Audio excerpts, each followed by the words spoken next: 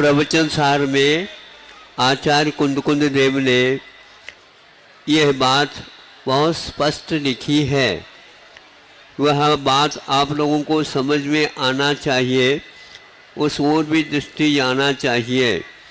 अच्छे अच्छे व्यक्तियों की दृष्टि इस ओर नहीं, किंतु उसका उल्लेख अपने आप में बहुत गरिमापूर्ण और परंपरा को निर्मल अक्षुण्ण बनाए रखने के लिए वह अनिवार्य तत्व है, जो कुंद देव ने संक्षेप किंतु बहुत गरिमामय भावों के शब्द के साथ उल्लेख किया है। जिन्होंने अपने जीवन काल में स्वयं का निर्वाह करते करते, पवित्र इस धर्म का पालन करते करते वर्षों हो जाते हैं, तब कहीं जाकर के उनको परंपरा जो गुरुओं की है वह आचार्य पद पर स्थापित कर देती है और तब से वे संघ का निर्माण जो हुआ है उसका निर्वाह और अब आचार का क्या रहस्य है इसको समझाते हुए चलते हैं। किंतु संघ में जब यह अनुभवी साधुओं का भी एक समूह तैयार होता है तो उस समय उन्होंने जो दीक्षित करते हैं वे आचार्य कहलाते हैं। और इसके उपरांत जो नव में नए नए दीक्षित होते हैं उनके निर्वाह करने के लिए निर्यापक, हाँ आचार्य तो नहीं लिखा लेकिन निर्यापक श्रमण का वह रूप दिया है उन्होंने। ये निर्यापक का अर्थ यह है जैसे आचार्य महाराज कहते हैं उसके अनुसार जिनको ये दिया जाता है। हम यह नया प्रयोग नहीं है, शास्त्रों पद्धति से ही है। ये लोग बहुत विलंब कर रहे थे तो हमें भी ज़्यादा आग्रह करना अच्छा नहीं समझ में आया कि समय पर सब हो जाएगा। वह ललितपुर में योग था और आज आप लोगों के सामने हुआ है कि ये जितने भी नए श्रमण बने हैं ये इनके लिए प्रशिक्षण देने का श्रेय जाता है समय सागर निर्यापक को। वहाँ पर दीक्षा देने वाले आचार्य महोदय होते हैं और उनके अनुसार जो दीक्षित होते हैं और चूंकि व्यवस्था नई नई देनी पड़ती है वह सब समूह के साथ सही नहीं हो पाता है। बच्चे आप लोग घर में बच्चों का पंगत बैठ जाए लेकिन वह इस ढंग से भोजन नहीं कराया जाता है। घर वाले ही समझते हैं इनको किस प्रकार बहुत ही चिंता के साथ, बहुत मृदुता के साथ किसी भी प्रकार से घुट्टी पिलाई जाती है। ऐसा यहाँ एक उपक्रम यह समय सार के माध्यम से चलाना प्रारंभ किया है। आगे भी इसी प्रकार का निर्वाह होगा, संघ को भी इसका बहुत लाभ मिलेगा और सभी प्रकार से सब लोग आज्ञाकारी बने रहेंगे, क्योंकि यह हमारी व्यवस्था नहीं है। आचार्य कुंद देव ने परंपरा से महावीर भगवान से प्राप्त जो थी उसको निभाया। एक बहुत मुख्य बात कहना चाहता हूँ कि यह तो श्रमणों की व्यवस्था के लिए उन्होंने की है, किंतु मूलाचार में एक वह भी व्यवस्था है, कुंद ने भी उसको स्वीकारा है प्रकारांतर से। तो फिर संघ में एक प्रकार से दीक्षित करके हरिका वगैरह जो रहते हैं उनकी कैसी व्यवस्था होगी, इसके लिए मूलाचार में स्पष्ट लिखा है। आरिकाओं के निर्वाह के लिए, आरिकाओं के लिए दीक्षा देना, शिक्षा देना, प्रायश्चित देना आदि जो कुछ भी जिम्मेदारी के कार्य हैं वो सारे कि उनको अज्ञानाम गणधरो होई ऐसे शब्द के माध्यम से ये घोषणा हुई है कि आर्यकाओं का गणधर कोई होगा तो ये अलग विशेष रूप से उसका व्यक्तित्व रहेगा। मूलाचार में इसका स्पष्टीकरण बहुत होता है।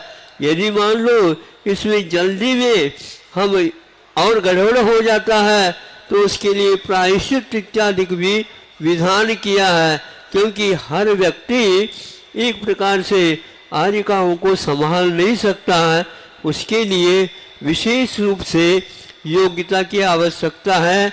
ऐसा कह करके वह बालाचार्य, ऐलाचार्य और निर्यापक आदि, गणधराचार्य आदि आदि, प्रवर्तकाचार्य आदि करते हुए ये एक अलग व्यवस्थित किया, और आर्यिकाओं को संभालने वाले अलग रूप से व्यक्तित्व रहता है। उसके लिए 2-3 गाथाओं को देख करके उनके पास कैसे गुण होना चाहिए आदि आदि उल्लेख किया। मूलाचार को पढ़ने से ऐसा लगता है कि हम लोग इसमें बहुत अनभिज्ञ हैं। संक्षेप से इतना कहना चाहूँगा, यह परंपरा तभी सुरक्षित रह सकती है जिसके पास इस प्रकार की योग्यता है, वही ये कार्य करे, ताकि यह निर्मल परंपरागत आया हुआ अहिंसा धर्म, श्रमण धर्म, आत्मोद्धारक धर्म हम लोगों के लिए लाभान्वित कर सके। इन्हीं शब्दों संक्षेप से ये कहना चाहता हूँ।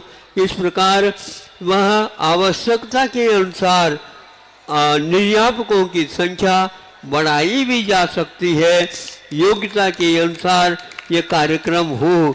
वह शेष संघ के सामने भी हमने प्राय करके सभी लोगों के सामने रखा है।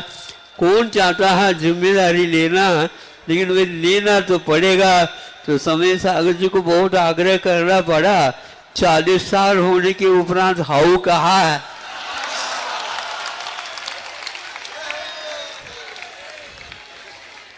बच्चों को तैयार करना बहुत कठिन होता है। आप लोगों को देख करके हमें कुछ समझ में आ गया। गुरुजी ने कहा था कि ज़्यादा बात नहीं करना, लेकिन बीच में वो चीज़ सामने रखो तो एक आध बार हाउ हो जाएगा। ज़्यादा नहीं कहा था। और यहाँ पर इस ओर आ जाओ। कहाँ किस ओर? मैं जा रहा हूँ उस ओर, आ जाओ पीछे पीछे।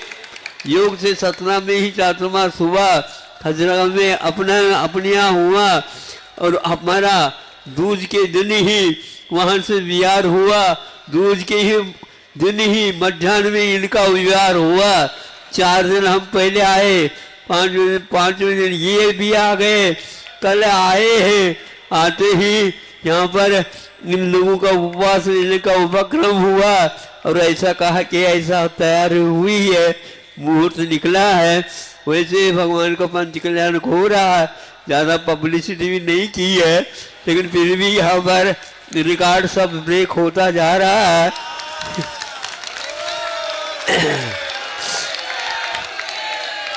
शेष महाराजों को भी यह अवगत पहले से ही आर्यिका संघ के सामने इस ढंग से भली नहीं रखा, लेकिन फिर भी ये व्यवस्था है।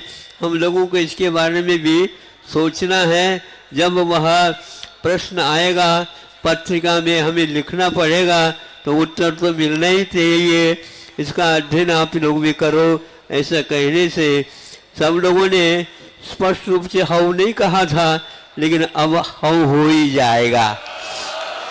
अहिंसा परमो धर्म की आचार्य गुरुवर श्री ज्ञान सागर मुनि महाराज की जय।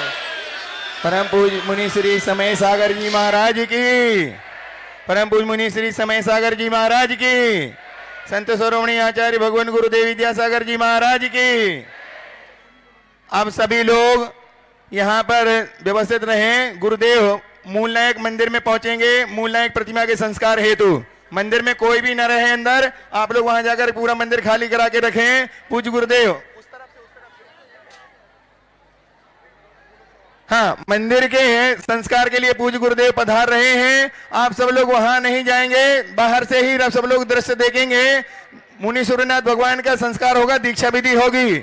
आज शाम को संगीतमय आरती, आज शाम को संगीतमय महाआरती के लिए हाथी जिनको लेना हो वो अपने नाम कमेटी के पास लिखवा दें। 3 हाथी हैं, और उन 3 हाथियों को आरती के लिए जो लेना चाहते हैं अभी नाम लिखा दें। शाम को संगीतमय आरती होगी। आरती के पश्चात आज की जो ब्राह्मी और सुंदरी बनी बहन